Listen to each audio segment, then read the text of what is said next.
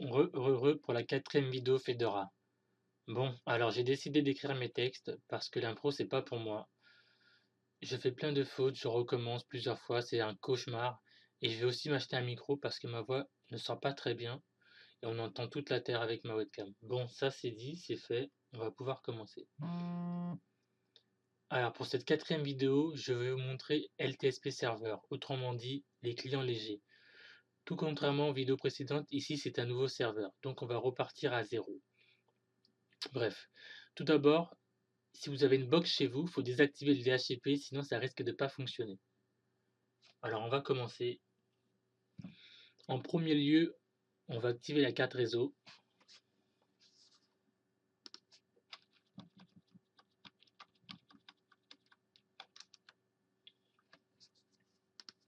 Alors, SU- pour prendre le pouvoir. Alors, on va faire if up ETH 0. Voilà, la carte s'active. En second, on va configurer la carte réseau. Donc, système config network. Modifier, activer, activer, ici. 192.168.0.200,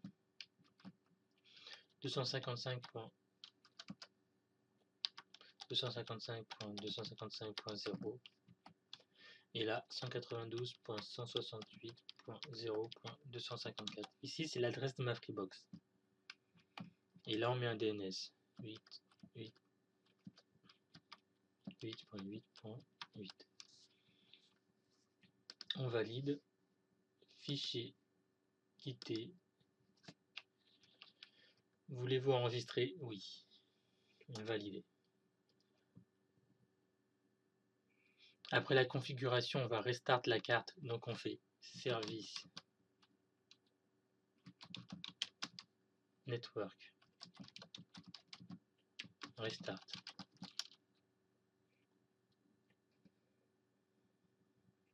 Bon, ça a fonctionné. Un petit ping pour voir si tout va bien.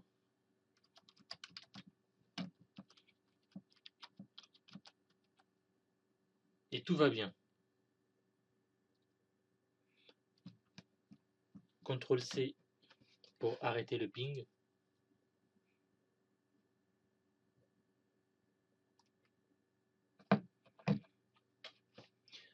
Alors maintenant, on va s'attaquer aux deux fichiers fedora.repo et fedora update.repo. Alors, vi etc yum.repo fedora.repo. Entrée.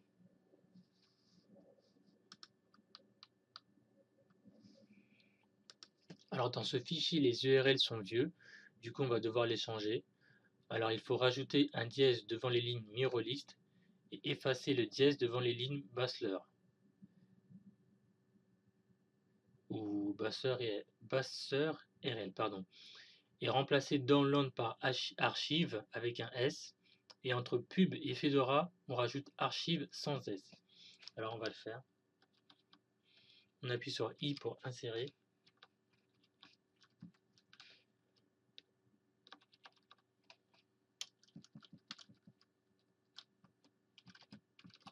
Archive avec un S. Ici. Archive sans S. Avec un slash derrière. Mirrorlist dièse. On descend. Basseur RL. On retire le dièse.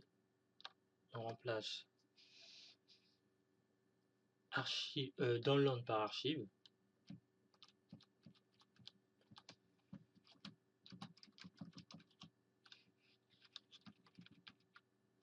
Archive. Et entre pub et Fedora, on rajoute archive sans S. avec un slash. Donc mirrorlist, on rajoute le dièse, on descend. Alors ici, on retire le dièse. Dans land, on supprime. On rajoute archive avec un S. Entre pub et Fedora, on rajoute archive sans S, slash, mirrorlist, on rajoute le dièse, et c'est tout pour ce fichier. Donc on fait échappe .wq entrée. Donc on va faire la même chose avec le deuxième fichier. Alors je reprends la commande et je mets Fedora update.repos entrée. I pour insérer.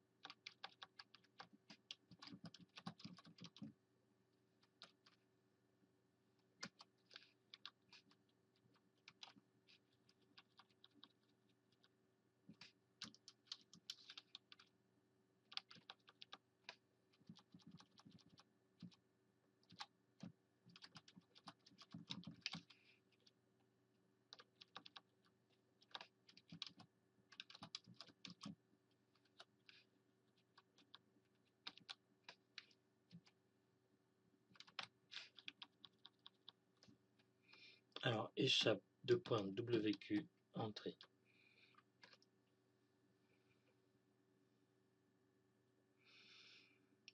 Alors normalement c'est bon, donc on va pouvoir commencer à installer les services. Alors on va installer le premier qui est DHC client, donc c'est yum -y pour répondre oui à toutes les questions. Installe DHC client.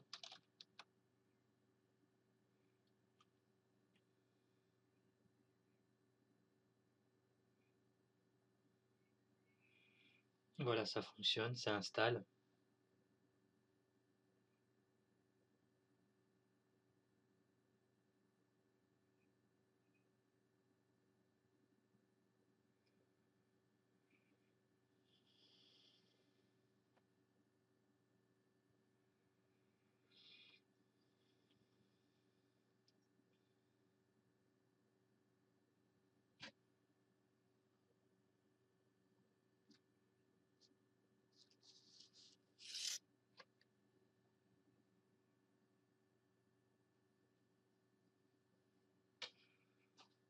Voilà, c'est fini pour celui-là. Donc on va faire DHCPD maintenant. Alors DHCPD, entrée.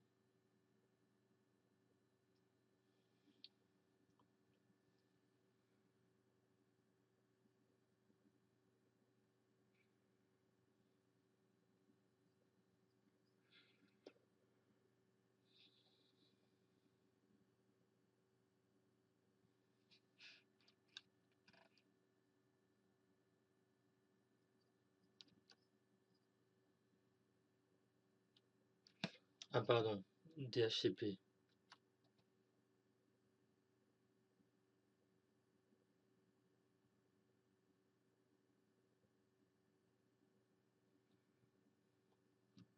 Donc celui-là c'est fini. Maintenant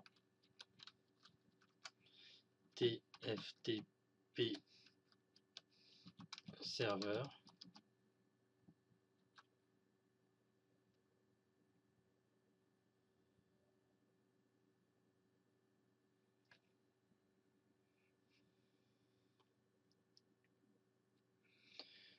Et maintenant syslinux.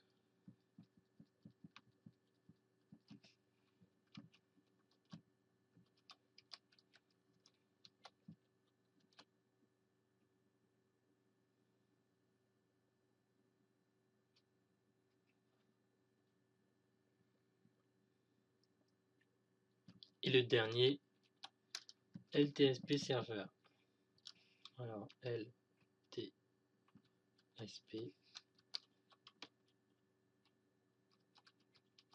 serveur.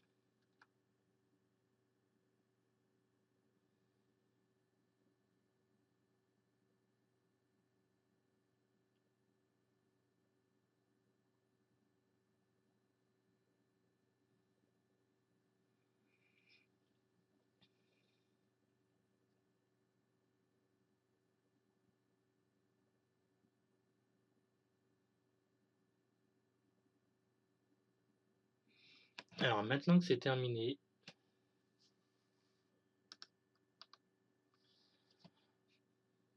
on va pouvoir continuer. Bon, il faut savoir que Fedora 14 n'est pas supporté par le LTSP normalement, donc j'ai une petite astuce qui va remédier à ça. Alors, je vais ouvrir un nouveau terminal.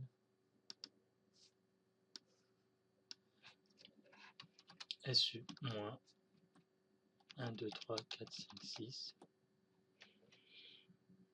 Alors, VI, ETC, sysconfig, LT, SPD, list, entrée. Donc là, on va faire 2.SE nu pour numéroter les lignes. Et là, on va copier les lignes avec Fedora 12 pour ajouter Fedora 14 à la place. Fedora 14 étant la version utilisée. Donc on va faire 2 points.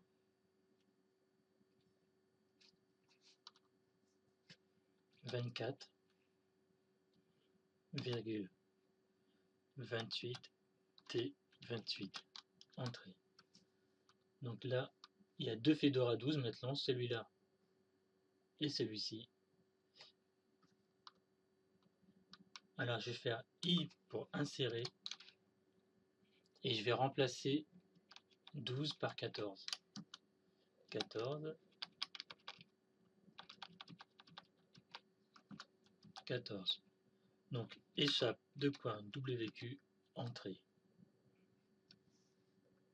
Alors maintenant on va se positionner dans le fichier Kickstart, donc on fait cd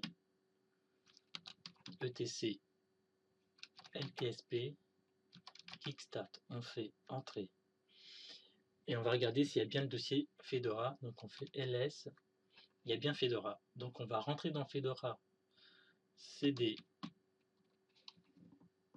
Fedora, entrée.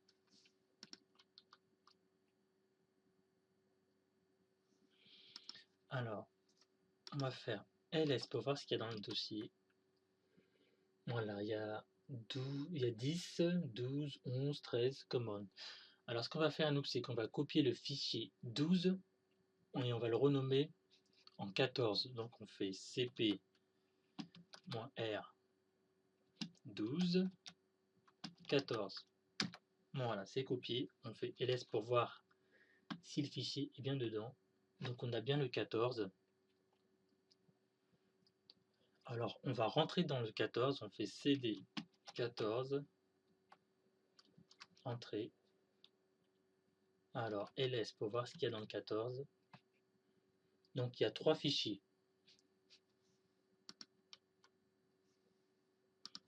On va ouvrir les 3 fichiers et remplacer la version 12 par 14. Alors, VI, LTSP, I 386, entrée. Alors là, je vais agrandir la fenêtre et je vais essayer.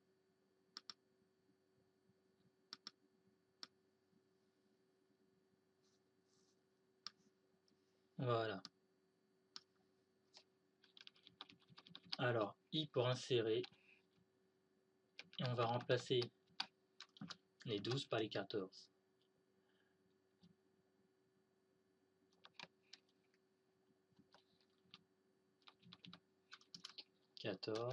En bas, là, 14. Au début, on a un 12 aussi, donc 14. En dessous, on a un 12, donc 14. Alors ici, on a un 12, mais celui-là, on ne touche surtout pas. Ici, on a un 12, donc on fait 14. Là, 14. Donc, échappe, 2 points, WQ, entrée. On va faire la même chose pour, alors, VI, LT, SP, PPC, entrée. Et on va remplacer les 12 par 14. Donc, on fait I pour insérer. 14. 14. 14. Ici aussi, 14. Descend. 14. K12, on ne le touche pas. Ici, 14. On descend, on descend, on descend. Et ici, 14. Échappe, 2 points, WQ. Et la même chose pour le dernier fichier. LTSP x86. Voilà. I pour insérer. 14.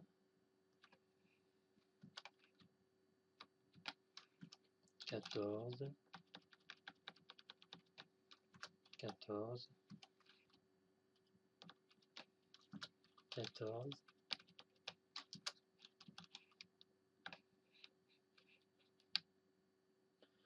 Celui-là, on ne le touche pas.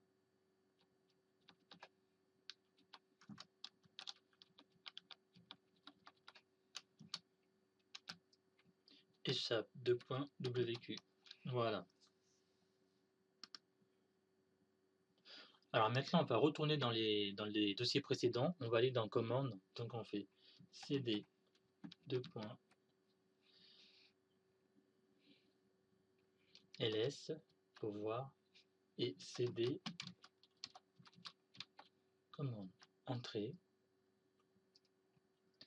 Alors ls pour voir ce qu'il y a dedans.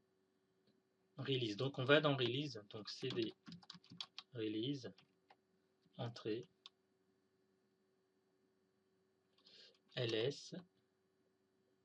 Alors ici, ce qu'on va faire, c'est qu'on va copier 12.ks en 14.ks. Donc on va faire cp 12.ks 14.ks entrée. Donc ls pour voir. Voilà, on a bien 12.ks.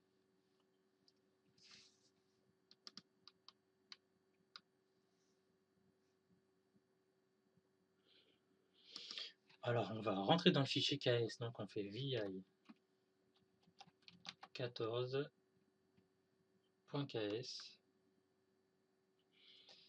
et on va rajouter des lignes. Donc on fait 2.se nu. Et ici, alors i pour insérer entrée, on va taper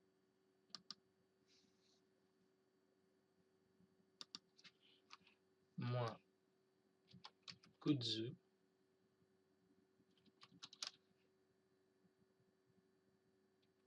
entrée moins système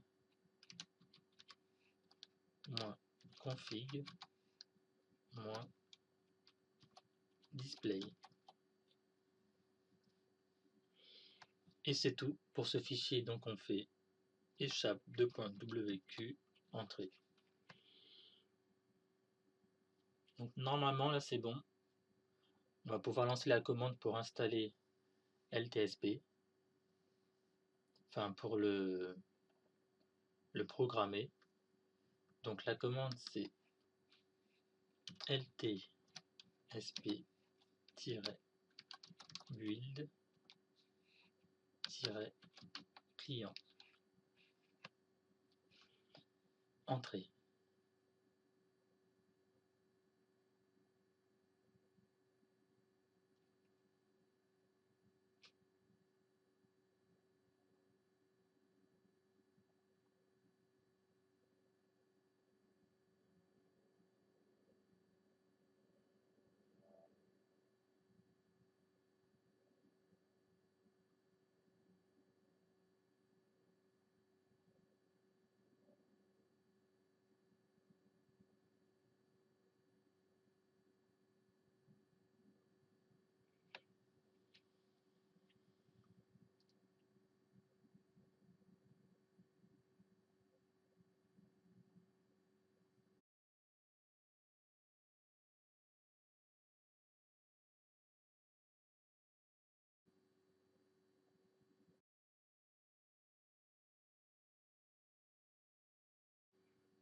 Alors ici, il y a quelques erreurs qui vont s'afficher, mais c'est normal. Bon, l'installation prend beaucoup de temps, environ, je dirais 5 à 15 minutes. Ça peut satisfaire. Bon, l'installation peut prendre beaucoup de temps, je dirais de 5 à 20 minutes. Et si vous n'avez pas ce message successful, c'est que ça n'a pas marché. Il faut recommencer. Alors maintenant, on va taper les commandes ltsp serveur initialise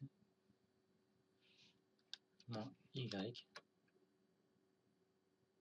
Voilà. Et la deuxième, ltsp update ssk. Voilà, ça c'est fait. On va pouvoir passer à la suite.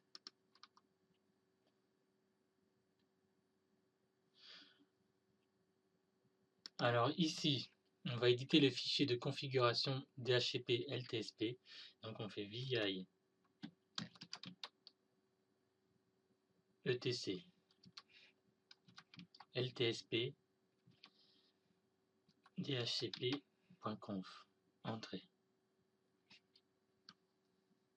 Et dans ce fichier, on va remplacer tous les 172.31.100 par 192.168.0. Alors ici, donc la commande c'est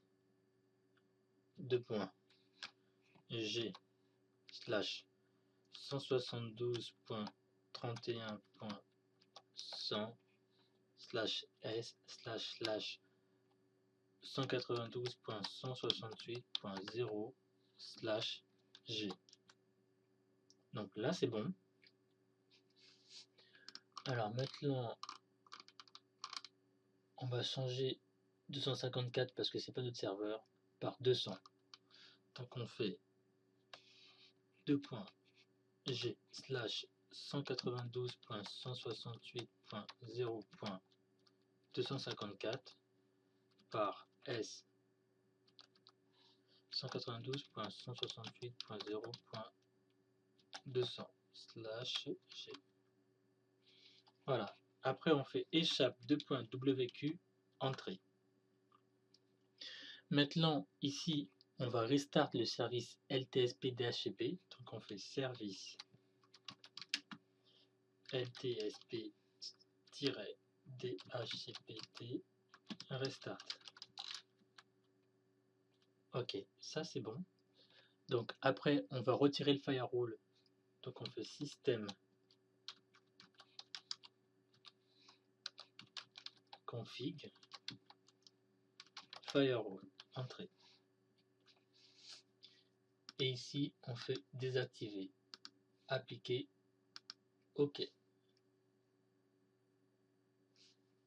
Fichier quitter. Alors on va faire la même chose pour CLinux. Donc on fait SE Linux, voilà.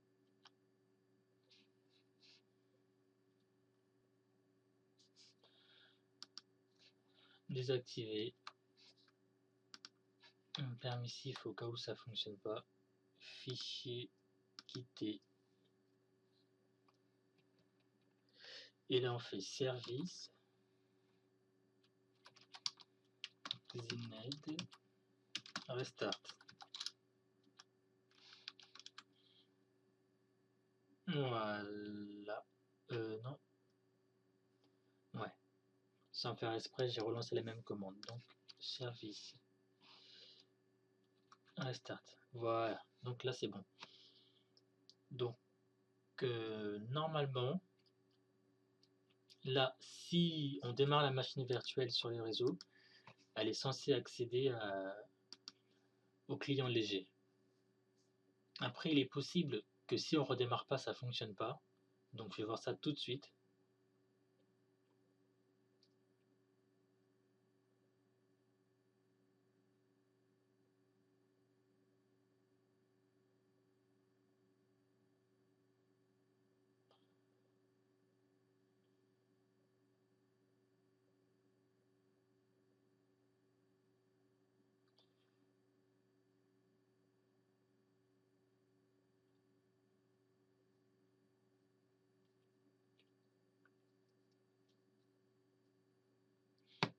Ouais, donc on va redémarrer. Alors, init 6, entrée. Init avec un T, bien sûr, entrée.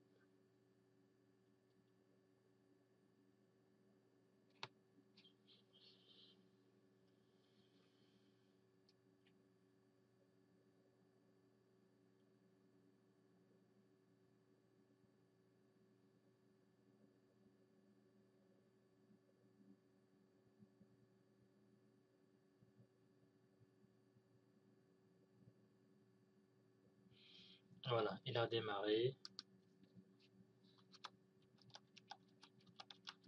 Entrée.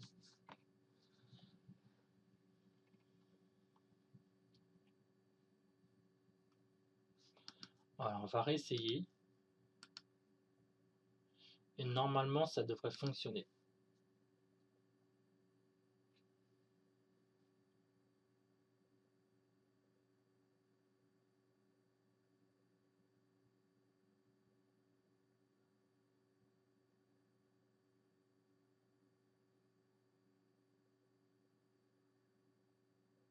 Voilà, bah là ça marche. Ah yes, c'est fait. On a réussi à démarrer un client léger. Alors, pour bien vous montrer que c'est un client léger, je vais aller sur la machine virtuelle. Et je vais l'éteindre. Je vais retirer le disque dur.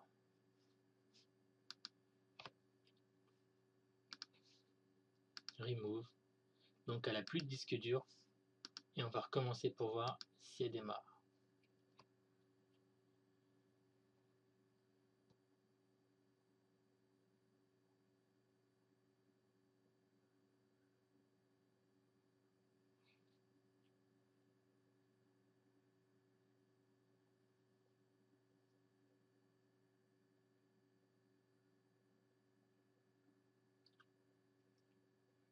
Et bah voilà, ça c'est réussi. Par contre, on n'a pas d'username parce qu'on n'en a pas créé. Donc je vais essayer avec administrator. Ah non, on a Titi, pardon. Titi.